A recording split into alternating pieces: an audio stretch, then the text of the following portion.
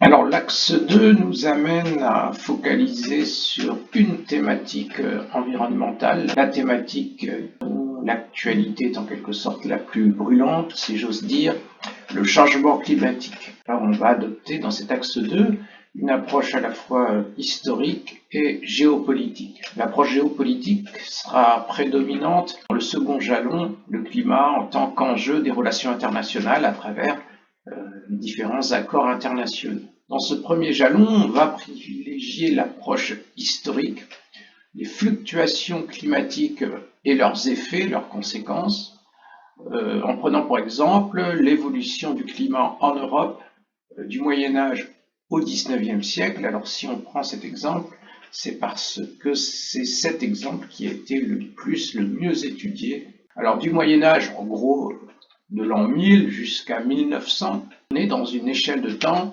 historique. Pour l'instant, les fluctuations climatiques, on les avait vues entreperçues à une autre échelle, à l'échelle des temps géologiques. On peut confronter les courbes qui correspondent à ces deux échelles chronologiques. L'échelle de gauche, l'échelle des temps géologiques, on le sait, c'est une alternance de périodes glaciaires et de périodes interglaciaires. La révolution néolithique correspond à la fin de la dernière grande période glaciaire, ici, et au début d'une période interglaciaire dans laquelle on est toujours, correspond au temps géologique de l'Holocène. À droite, la courbe des temps historiques. Alors l'an 1000, c'est ici, donc on va étudier ce segment-là. On voit bien qu'ici, les fluctuations, évidemment, sont de plus courte durée et on raisonne en termes de siècles. Sur la prise de notes, ce qu'on va noter, cette alternance de périodes glaciaires froides, qui dure environ 100 000 ans, et d'interglaciaires tempérées qui durent entre 10 et 20 000 ans. Tandis que, à droite, notre raisonnement dans ce jalon s'inscrit dans des fluctuations qu'on va qualifier de pluriséculaires qui durent plusieurs siècles, 4, 5 siècles. Alors un petit rappel quand même sur cette échelle des temps géologiques, cette alternance des périodes glaciaires froides et interglaciaires tempérées, elle est déterminée par des phénomènes astronomiques, des cycles orbitaux, ceux identifiés dans l'entre-deux-guerres par Milankovitch. Pas la peine de retenir évidemment les trois grandes variables des cycles de Milankovitch, à savoir l'excentricité de l'orbite terrestre autour du Soleil liée à l'aplatissement cyclique de l'ellipse que la Terre forme dans sa révolution autour du Soleil.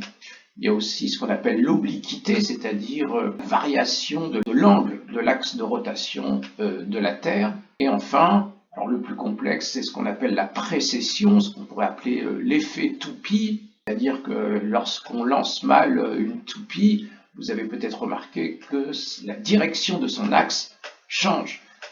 Bien c'est ça, ce phénomène qui explique que d'ici 15 000, 20 000 ans, l'hiver dans l'hémisphère nord aura lieu en juin, juillet, août, septembre, et l'été, ça sera décembre, janvier, février. Alors, s'agissant de l'échelle des temps historiques, qu'est-ce qui détermine les fluctuations, cette fois pluriséculaires des temps historiques? Eh bien là, on n'a pas tout de suite de réponse, on pose simplement la question, comment rendre compte des fluctuations climatiques en Europe du Moyen Âge au XIXe siècle? Alors l'utilisation du verbe rendre compte suffisamment large pour aborder à la fois les causes, les formes, la périodisation, ça va donner à l'échelle des temps historiques, et aussi les conséquences, puisque dans le titre, on a et leurs effets. Alors on va faire ça en 3 temps. Premier temps, comment on écrit l'histoire du climat à cette échelle historique, donc d'un millénaire de l'an 1000 jusqu'à 1900. Dit histoire, dit source, des archives. La première question, c'est quelles sont donc les archives du climat utilisées par les historiens pour tenter de le reconstituer sur un long millénaire. Alors voici les graphiques qu'on trouve dans les rapports du GIEC, c'est le graphique, les courbes dites en plat de spaghetti.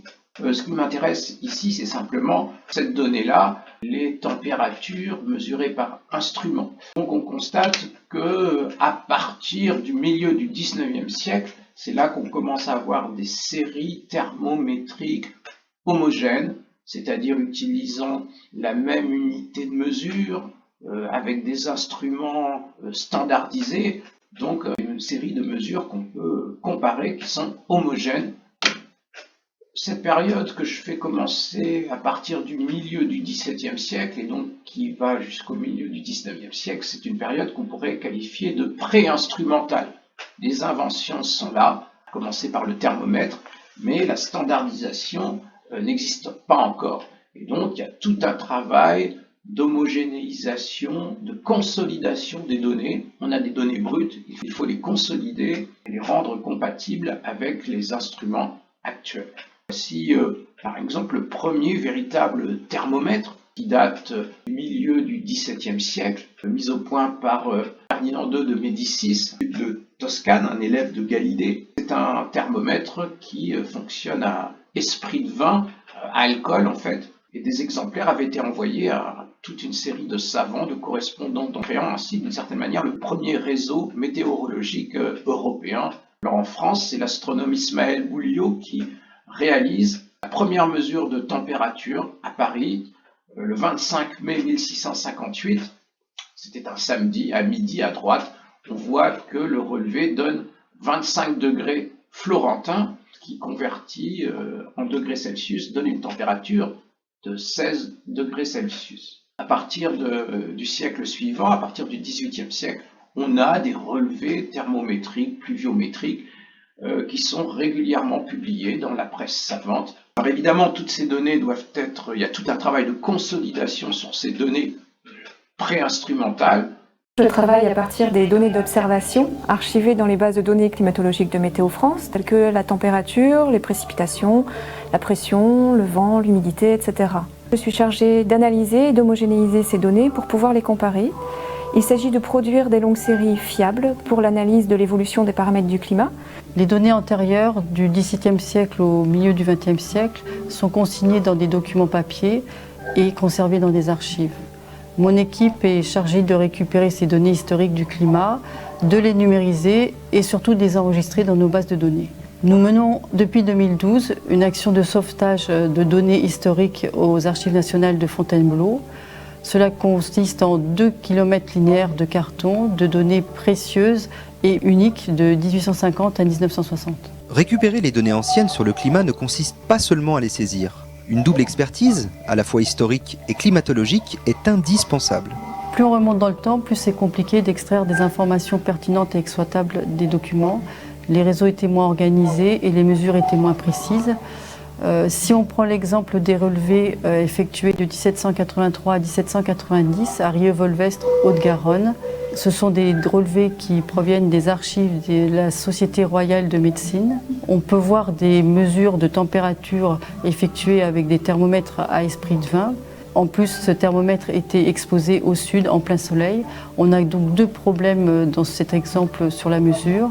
Le thermomètre à esprit de vin, pour lesquels les mesures ne sont pas comparables avec des thermomètres à mercure, et l'exposition du thermomètre au soleil, qui peuvent faire atteindre des températures de 30 degrés en décembre 1783. Le problème avec ces données en quelque sorte pré-instrumentales, c'est donc qu'il faut tout un travail de consolidation, d'homogénéisation pour reconstituer des séries compatibles avec les données instrumentales modernes, contemporaines.